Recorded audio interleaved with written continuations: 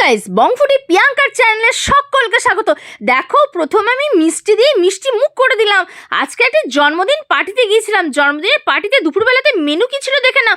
এখানে সাদা ভাত, তার সাথে ছিল শাক ভাজা, বিনস ভাজা, এখানে 9-10 রকমের ভাজা, বেগুন ভাজা দেখতে পাচ্ছ, এটা ফিশ কাটলেট দেখতে পাচ্ছ, এটা কুমড়ো ভাজা, আলু ভাজা, পেঁপে ভাজা, মাছের ডিমের বড়া ভাজা, ধোকা ভাজা, প্লাস এখানে ছিল পাঁপড় ভাজা। এত রকমের ভাজা, আর তার সাথে তরকারি কি হয়েছে দেখে নাও। এটা ধোকার তরকারি হয়েছে, আলু দিয়ে এইভাবে কষা কষা করে ধোকার তরকারিটা করা হয়েছে।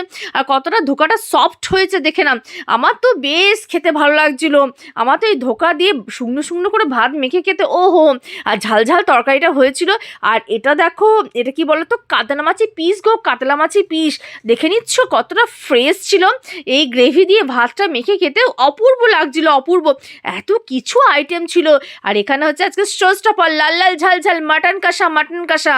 এখানে মাটনের গ্রেভিটা দেখেছো কি সুন্দর লাল লাল ঝাল ঝাল হয়েছে। আমার তো এরকম গ্রেভি দিয়ে পুরো ভাতটাই মেখে খেয়ে নিয়েছিলাম। আজকে মিষ্টিগুলো দেখে নাও। এখানে ছানার একটা মিষ্টি ছিল, সীতাভোগ, মিহিদানা, পোস্ত মিষ্টি, 2 ধরনের সন্দেশ ছিল, লাড্ডু ছিল, চমচম ছিল, আর একটা মিল্ক কেক ছিল। এত রকম মিষ্টি কি খাওয়া যায়? হ্যাঁ, এত রকম মিষ্টি দিয়েছিল পাতে। আমার তো মিষ্টিগুলো খেতে খেতে পুরো মুখটাই মিষ্টি হয়ে গেছিলো। পরে আমি একটু নোনতা, অবশ্য লাস্টে পাঁপড় ভাজাটা খেয়েছিলাম। আমি মিষ্টি খাওয়ার পর একটু পাঁপড় ভাজা খেতে আমার অবশ্যই ভালো লাগে। আর এখানে ছিল লাল লাল দই। এই লাল লাল দইটা খেতে কার কার ভালো লাগে বলো তো। দইটা দেখো কতটা ক্রিমি ছিল, কতটা খিরখির ছিল। আর এখানে ছিল নলেন গুড়ের পায়েস।